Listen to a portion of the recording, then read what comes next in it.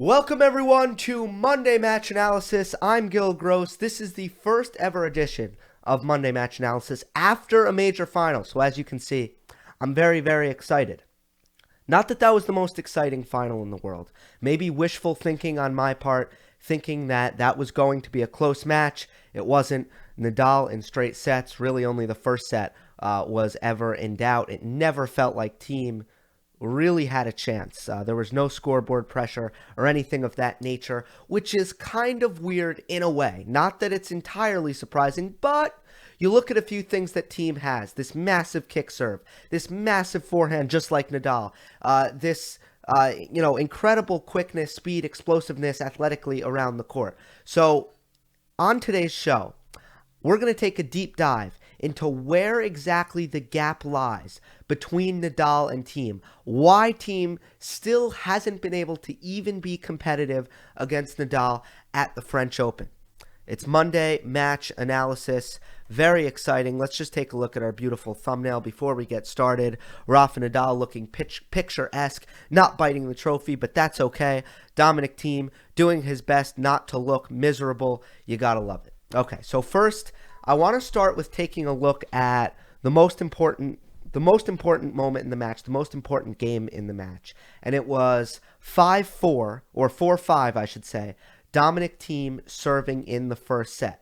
At this point in the match, Thiem didn't get off to a great start, but he got a break back. Nadal not looking so sharp either, or not looking his sharpest, let's say, in the first set. Nadal has looked vulnerable in first sets, really throughout the tournament. Dropping the first set against Diego Schwartzman, and Del Potro really should have had the first set and just squandered opportunity after opportunity in that first set. So Nadal has looked beatable in the first set. I picked Nadal in 5 sets, but I knew if Thiem didn't win the first set, that simply wasn't going to happen. So here we are, 4-5. Dominic Thiem is serving, and his level is on par with Nadal. It really looks like this is going to be a tight first set, and Dominic Thiem might get some opportunities here. But first point of the game, Thiem misses an easy backhand. He nets an easy backhand volley. He should have had the point. And you remember, in the second set against Marco Checchinato, it almost cost him that second set. A big point in that tiebreak, I believe. Dominic Thiem missed an easy backhand volley. The set was on his racket, and he missed it. I think it was a set point. So once again, an easy backhand volley goes awry for Thiem. Second point of the match, of the game, excuse me.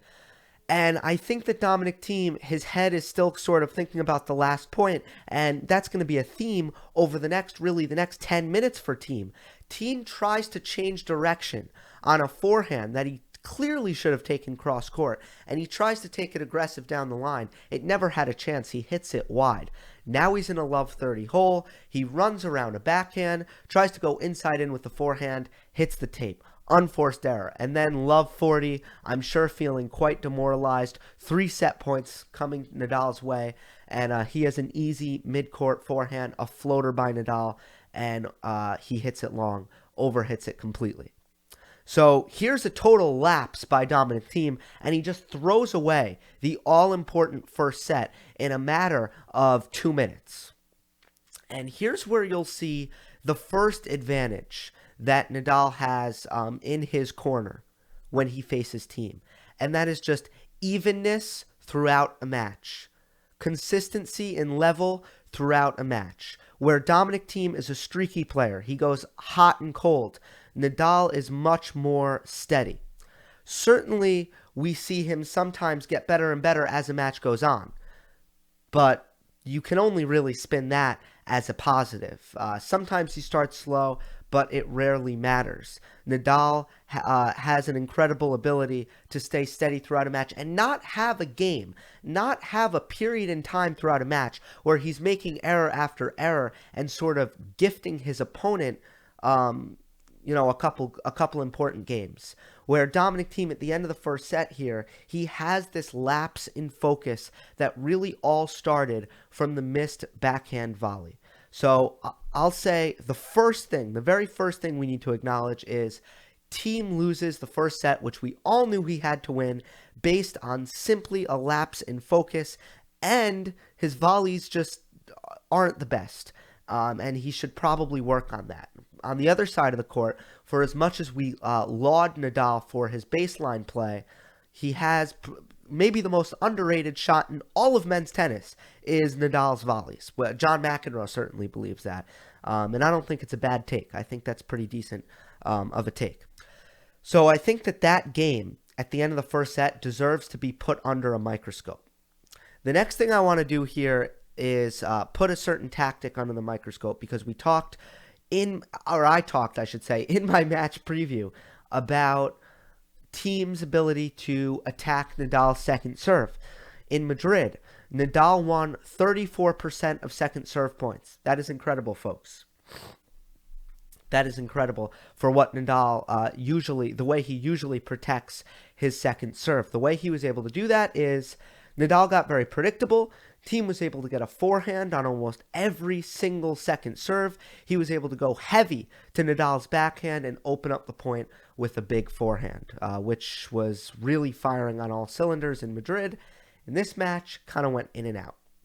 So let's take a look at that situation, especially Nadal serving to the deuce court, where Thiem's able to run around his backhand with less consequence. Let's take a look at that.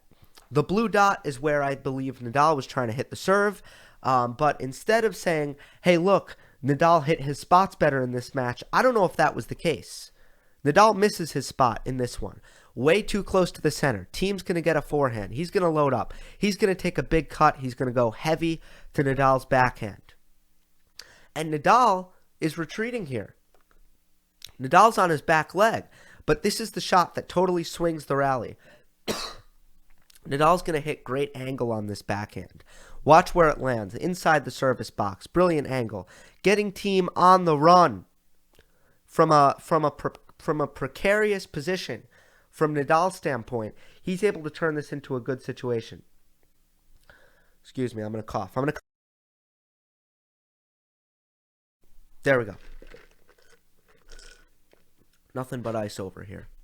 Nothing but ice. Terrible. Okay. So Thiem's on the run now.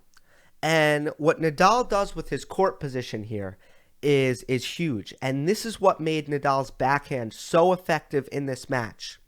Watch him step into the court and cross over with his left leg. This is where Nadal's backhand can be offensive. You see him step into the court and hit, instead of hitting like an open stance backhand behind the baseline, he's going to take a step forward, cross over with his left leg, close stance, taking it early, taking it on the rise. Doesn't give Dominic Thiem a chance to recover to the middle of the court. He's going to hit the ball down the line. He's going to hit it clean. He's going to hit it well. Dominic Thiem can do nothing but switch to continental grip in the full stretch and try to slice a defensive backhand, and Nadal's going to step in all day. The line is open, and Rafa hits a winner. So it's not that I think that Nadal was mixing it up brilliantly, was hitting his spots brilliantly. Really, the difference here was Nadal was able to just hold his ground on his backhand, and I think he was able to dominate court position. It was huge in this match. It was so apparent in this match. Thiem had a tendency, in Thiem's mind, you know, his first instinct is to take a step back. And on the backhand side especially, Nadal was able to dominate court position in this match. And it was so apparent that it was killing Dominic Thiem. For Nadal's forehand, it doesn't really matter. It's so heavy that he can be 6 feet behind the baseline playing offensive tennis. But for Nadal's backhand to be a weapon, he has to be inside the court, or not inside the court, more on top of the baseline. He simply has to be, and he was.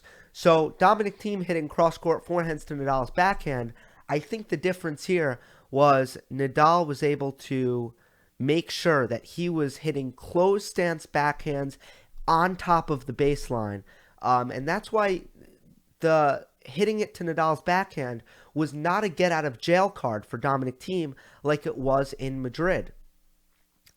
Not to mention the fact that even if Thiem was able to open with big, heavy forehands, on the clay court, the heavier Roland Garros clay court, Thiem's forehand just doesn't bother Nadal as much. It's not as big a weapon. So even when Thiem was able to open up a point with his forehand on a Nadal second serve, for example, Nadal was able to defend much better, especially on his backhand. Nadal was able to simply get back into the point, get a point back to neutral on many, many occasions. So far we've talked about a few things. We've talked about Thiem's streakiness compared to Nadal's levelness. We've talked about Nadal staying inside the court on his backhand, helping his backhand to be offensive. And we've talked about Thiem's forehand on the heavier clay court just not being as big a weapon. Next, I want to talk about Thiem's backhand. I thought that there were points in the match where Thiem's backhand trade was simply brutal. That Thiem's rally ball backhand was being attacked by Nadal on a consistent basis, and you just can't have that. So here we go. Dominic Thiem, this is a short forehand by Nadal. How many times have I talked about Novak Djokovic and Diego Schwartzman in the first set killing Nadal's short forehand, taking advantage of Nadal's short forehand? Does Dominic Thiem do this? Not in this match. Not in this match, he did not. This is a very short forehand by Nadal. It's inside the court. Nadal's court position isn't great. So what should Dominic Thiem do? He should step in and hit a very strong backhand here. Instead, this is the contact point. Look at Thiem. Good balance. He's got his whole body behind that shot. This is a backhand where he has a perfect contact point, and he has no excuses to not hit a strong shot here. But look where this shot lands. Right in the danger area. Cannot be more centralized. Right in the donut hole, as some may call it. So here we have a backhand where Dominic Thiem should be in really good shape, and all of a sudden he's not because he hits it in the center of the court, and Nadal eats it up. He's so good at changing direction on his forehand in particular, and he's going to put Thiem on the run here, and that is wide. So I think that Thiem's rally ball backhand was really, really bad in this match. And part of the reason was leaving it in the middle of the court. It's not the most precise shot, but I'd say the other thing is it's very flat sometimes. Whenever he's not kind of going for that angle where sometimes he can put some extra spin on it, then, he can put topspin on it. The problem is he doesn't. And whenever he doesn't hit it super deep or super hard, the flatness of that backhand makes it so easy for Nadal to tee off on. I saw this on so many occasions. Sometimes you'll see him jump off his right leg and sort of hit a jumping backhand. That shot is just so flat. It doesn't bother Nadal at all. Whereas, so that's where I'd say maybe I take Stan's backhand over Thiem's backhand, because Stan's backhand jumps off the clay court, but Dominic Thiem's backhand only jumps off the clay court sometimes. So that's another area. I think that Dominic Thiem could not trade backhands in this match without being exposed by Nadal. He was really outdueled in baseline rallies. It wasn't really whoever got off to the best start in the point won. That's not how it was. It wasn't about serve and return. It was really about Nadal having a huge edge in these baseline rallies. So if I'm Thiem's coach, first of all, you got to learn from Rafa. And when I say learn from Rafa, you got to look at Rafa's career and you got to understand that Nadal never accepted his weaknesses. Nadal was sort of a clay court grinder, if you will. One of the fastest player in tennis. He never missed a makeable shot, and he had the best cardio in tennis. He was able to sort of just grind you out, break you down physically, go longer than you could, have higher shot tolerance on each and every rally on throughout an entire match. That was Nadal's identity. But Nadal didn't accept, this is who I am, this is my game, and I will always play this way. Nadal developed his forehand, learn to flatten it out, learn to play offensive tennis, learn to take the ball on the rise, learn to step into the court, learn to hit a bigger serve when he was playing at Wimbledon and the US Open. Nadal's game never stagnated. Learn to hit great volleys. Never accept your weaknesses. So Dominic Thiem, before I go into the individual parts of his game that he can look to improve, if he wants to beat Nadal in 2 years, in 3 years, maybe even next year, things need to change, clearly. But in order for those things to change, he needs to accept that part of the things that I'm going to say, this is where Dominic Thiem isn't good at. Some players will say, well, that's just my game. I'm not that good at that. I'm good at this. Some players accept that. Great champions don't accept that. So learn from Rafa. Learn from his career. Court position. This is what hurts Thiem on other surfaces. If you watch Thiem on a hard court or a grass court, this is what kills him. He plays too far back. And on the clay, it doesn't really kill him until he plays Nadal. And then it kills him because Nadal is just too good at dictating and staying on top of a rally and not letting Thiem really ever recover his court position. And especially on his backhand, he's really not, although he's so strong, he's still not strong enough to hurt Nadal from the back of his court, from the back of the court with his one-hand backhand. He can't. So I think Thiem will always play far behind the baseline, which is A-okay, completely fine. But he needs to learn to step in, especially on his backhand, when it's time to when he's in a neutral rally and when he's trying to gain control of a rally, he needs to learn how to step in and take time away because Nadal's able to do it. And if Nadal's able to do it, you need to be able to do it. You need to be able to match that. So 1, court position. 2, the topspin backhand trade. I'd like to see him hit his backhand less flat. Just develop the topspin. That's so easy. He can totally do that. Just make sure it's jumping off the court. You can flatten it out selectively. But when you are trading, and that's why I put the word trade here, when you are trading, there's no reason really to hit it flat. If you hit it flat, Nadal is going to be able to attack it. Unless you can pin it in the corner, which you can't. He's just not that precise a player. 3, the volleys. The volley really put him off on the wrong foot in this match. He missed that backhand volley. It was all downhill from there. It turned the match. And then evenness. And evenness is really tough to coach, really tough to change. I guess it's just something you have to pay a lot of attention to. But if Thiem could try to get less streaky, and I bet you that with age, he'll start to be less streaky. I bet that will get better and better as he gets older. He is getting up there in tennis age, though. And maybe we need to adjust what we think of as your prime in tennis due to what Federer and Nadal is doing. But 24, which I believe is his age, is actually pretty old. If you look at what Djokovic, Nadal, Federer, I believe even Murray accomplished at that age compared to Dominic Thiem. 24 is pretty old, but I think that evenness will get better. Trying to think if I missed anything. I think I hit on everything. There's still a ways to go for Dominic Thiem, but this once again, I'd say he had to win the first set, and then maybe it could have been a close match. He had that lapse, but then after the first set, there were so many things that Nadal could do that Thiem couldn't. It was so apparent, that gap. And I hope that I hit on a lot of the things where that gap really is apparent and exists. Let's go to some awards. The French Open awards, everyone. Let's have some fun. First award. Best match, Marco Checchinato and Novak Djokovic in the men's quarterfinal.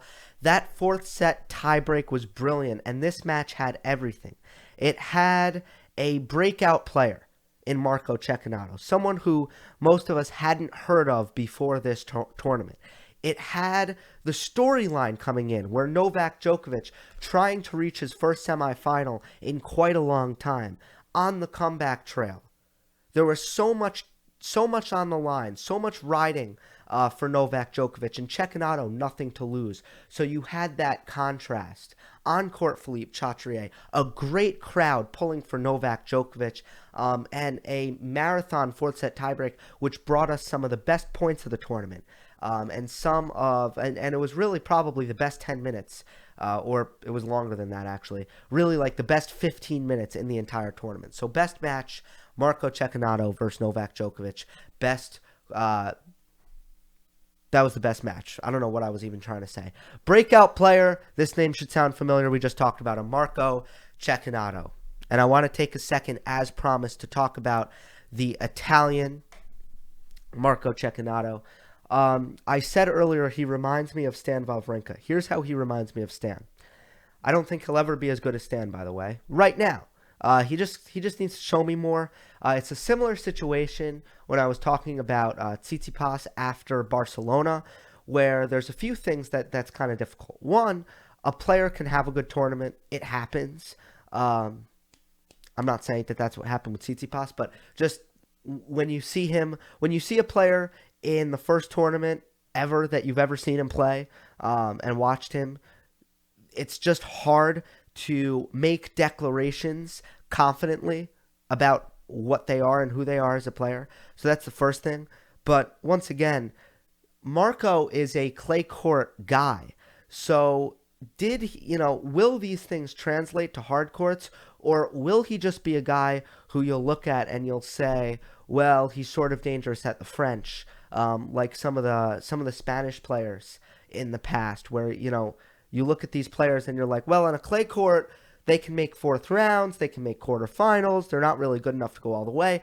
Can Checchinato kind of be that guy? That's a possibility. But here's why he reminded me of Stan. The first thing is he seems to be so comfortable with his 80% ball. He's so good at trading, he can trade all day, and it's a shot he's very comfortable with. What does it look like for a player to not be comfortable with trading? Well, let's look at like Gael Monfils. Monfils is either playing defense, sort of pushing the ball, or he's hitting, 100%, trying to basically attack. Monfils lacks a good, solid trade that is able to sort of kind of, you remain unattackable. So the main object of a trade is that it cannot be attacked. It's not quite heavy enough where you're expecting to break your opponent's contact point, but basically you are patiently waiting for your opponent to hit a poor trade, and now you can build. Now you can attack. Checchinato loves that 80% ball. He loves that trade. He seems to be very comfortable hitting that trade. And what makes it even better is that he is 100% comfortable on the run. This is the same thing with Stan. The quality of shot doesn't go down. It is unaffected when Checchinato is on the run. If he's on the run, it doesn't matter. He can still trade. And that is the makings. That is some of the, I'd say, the main points of someone who is a great clay court grinder. You cannot be bothered by on the run, and you need to be able to trade 15 balls, have a high shot tolerance in a rally. But the third thing, what made him so effective in this tournament, was how unflappable he was in big moments. And that's true for Stan too. And how he was able to rise up in big moments. I cannot think of a time where Checchinato in the 3 upsets, and I missed portions of Carreño Busta and Goffin, but I cannot think of a time that he shrunk in a big moment and gifted his opponent anything. So that's what was incredible about Checchinato, and that's what kind of reminds me of Stan. What doesn't remind me of Stan is the technique on his one-handed backhand. He sort of wraps his wrist around his back shoulder. Most players don't do that because it's not very good. It makes for a longer swing. It's harder to time. When we see Marco Checchinato on a grass court, I don't know how the hell he is going to shorten that up and time and absorb pace effectively when he's wrapping his wrist around his shoulder. That's something that you see young players do when they don't have a lot of strength on the backhand. You can do it on the two-handers too. Your take back should never look like this where you're wrapping your wrist around your back. It really should look more like this, where your wrist, I'm not in frame, where your wrist is locked here, like this or like this. I don't know. You can't see. This is kind of a ridiculous exercise. But you can see here. You see how my wrist is? My pen's my racket. Right now, my racket would be going behind my head like this. Checchinato's backhand is like that. That's not very technical. And with unconventional technique, it's not always bad. Some people can do it. It generally means you're very, very talented if you can do it. But, that does not remind me of Stan, for one. And then his forehand technique is also, he has a little bit less, I don't know. It doesn't look as polished as Stan's technique. Stan off the ground has tremendous technique. Cecchinato has sort of, on his forehand, it's not that weird, but there are some little things that look a little bit strange. His forehand, I'd say, is stiff. So his backhand, I don't really like his take back, and his forehand, it's just a little bit stiff-armed. So that's what doesn't remind me of Stan. But so good on the run, so good standing in and trading a lot of balls in a rally. Next award, MVP Simona Halep, capturing her first major title in her career. Very, very happy for her. It's very sad when you see a player sort of just have the yips. When you see a player who's so talented, should definitely win a major, fight so hard. There's really nothing not to like about Simona Halep, but in the big moments, she blew it a few times. Then after she blew it a few times, she blew it a bunch of times because she was thinking back to the time when she blew it a few times. I think like the key in that match is she was able to come from behind in the third set, or excuse me, in the second set.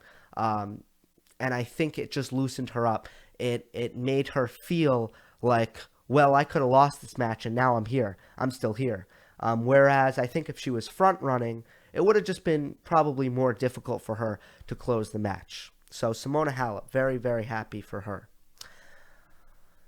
That is our show, folks. I think that we're all excited for the grass court season, to see Nadal challenged, certainly to see Roger Federer come back, to see how Novak Djokovic continues to progress, to see if that quarterfinal match left any emotional scarring. He was so bummed out that he said that he might not play grass court season. I mean, that's how emotionally shocked he was by losing this match. Andy Murray's going to come back. Thank God for that. I mean, Murray isn't the most loved guy. I don't think he's the most exciting player to see. I really do like him as a person off the court. I think he's a great guy. So I am a fan of him in that respect. And in terms of his game, I think that, the more the merrier. And a lot of people say, well, who do you root for? Or a lot of people actually compliment me, and I appreciate this, on, not kind of picking favorites or not being a Federer fan and hating Nadal or vice versa. And my response to that is, if I don't like a player, I'll tell you. The problem is, I like them all. They don't give me anything to not like them about. Nadal is so likable. Federer is so likable. Murray's so likable. Djokovic used to be not likable. And I think that Djokovic is a little bit insecure about, he used to feel very strongly. He used to want people to like him.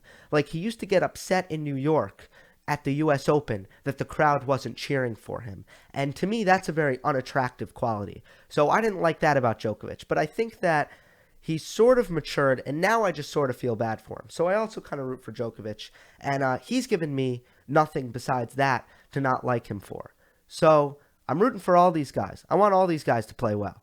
And from what I can tell, the next crop of guys coming up, they're also nothing but class. It's hard not to like these people. So grass court season is going to be a lot of fun, just because, it'll be nice to also get back where we don't know who's going to win the tournament. That's always good, right? Hope you enjoyed. Don't forget to subscribe. I'll see you next time.